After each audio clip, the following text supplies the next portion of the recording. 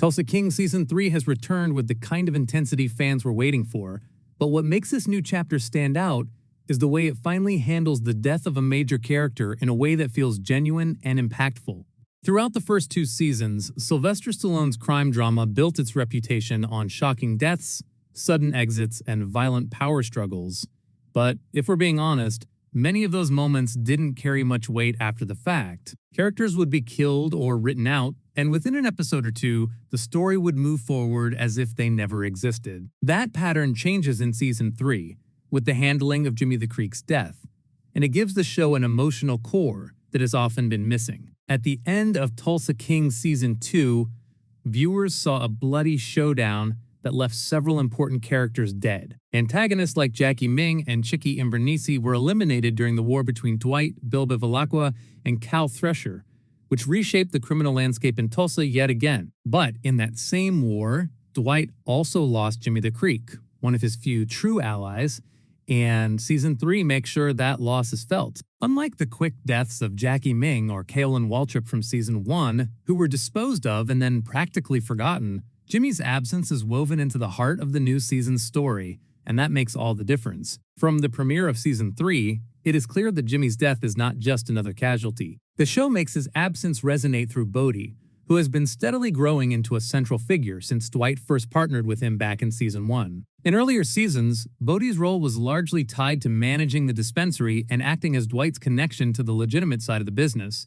But in Season 3, we see a deeper, more personal side of him. Bodie is torn apart by the fact that he had to pay Bill Bevilacqua, the very man responsible for Jimmy's death, and the guilt and anger he carries shape his every decision. In the premiere episode, Bodie orchestrates an attack on the shooter who carried out Jimmy's killing during a money transfer, going so far as to smack him with a gun in raw, unfiltered rage. What makes this moment stand out is that Dwight doesn't shut Bodie down. Instead, Dwight sides with him and even protects him from Bevilacqua's retaliation. This is a rare instance in the show where Dwight, who is normally cold and pragmatic, allows emotion and loyalty to guide his actions. And it all comes back to Jimmy. By keeping Jimmy's presence alive through Bodie's grief and Dwight's response, Tulsa King Season 3 establishes that this death matters in ways others have not. To appreciate how different this feels, it's important to look back at how the show handled earlier departures. In Season 1, for example, Kaolin Waltrip was built up as a central antagonist, leading the rival biker gang and pushing Dwight into some of the bloodiest confrontations of that first season. Yet when Waltrip was killed, the storyline shifted almost immediately to new challenges,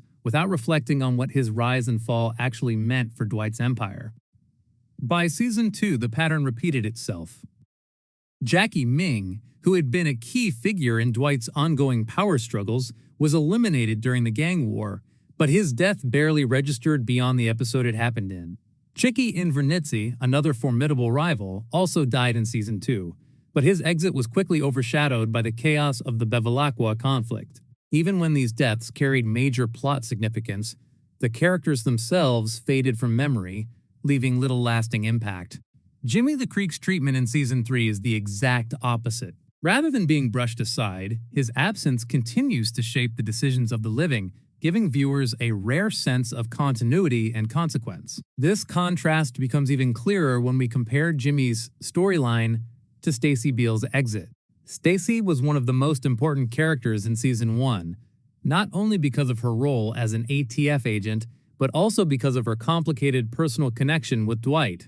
Their romantic subplot created tension and moral conflict that carried significant weight in those early episodes. Yet, when Stacy was transferred during Season 2, her departure was abrupt and unceremonious. Dwight never spoke of her again, and the show seemed to erase her from the narrative altogether. For a character who had been central to Dwight's emotional development, her sudden disappearance was a major misstep. In contrast, Jimmy's death in Season 2 leads directly into Season 3's story, where Bodie's grief, Dwight's loyalty, and the ripple effects on the crew all stem from the absence of someone who actually mattered.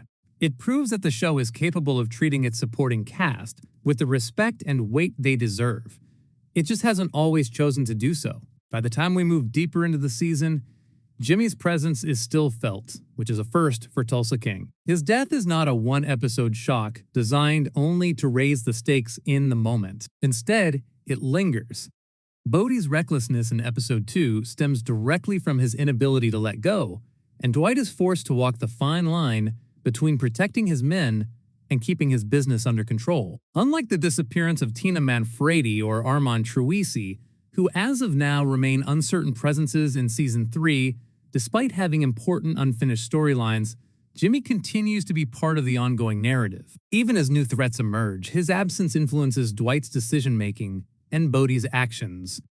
It's a storytelling choice that acknowledges the reality of loss in a world defined by violence, something the show has often glossed over before. Looking back at the first 2 seasons, this shift feels overdue. Season 1 showed us how Dwight was trying to build a new empire in Tulsa after his release from prison, and while we saw betrayals and rivalries, very few moments carried long-term emotional weight. Season 2 raised the stakes with the war between Dwight, Bill Bevilacqua, and Cal Thresher, and though it gave us some of the show's most violent and shocking episodes, many of the deaths ended up feeling like stepping stones rather than pivotal, lasting events. Season 3 breaks that cycle. By giving Jimmy a legacy, the writers have proven that they can balance action with emotional resonance, and it adds a new layer of depth to Dwight's journey. Losing Jimmy wasn't just the loss of manpower, it was the loss of trust, loyalty, and friendship, and that is what gives this season its emotional backbone. As the episodes unfold, it becomes clearer that Tulsa King is experimenting with how it treats its supporting cast. Jimmy's death shows that the series can deliver more than just shocking kills. It can deliver consequences that last beyond the scene of the crime. The contrast with forgotten characters like Stacy Beale, Tina Manfredi, or even rivals like Jackie Ming makes Jimmy's storyline even more compelling. If the show continues to honor his absence in future episodes, it could mark a turning point for how Tulsa King handles the constant cycle of violence and betrayal that defines its world. For once, viewers are seeing not just the act of killing, but the cost of it. And that makes Season 3 the most grounded and emotionally satisfying chapter yet.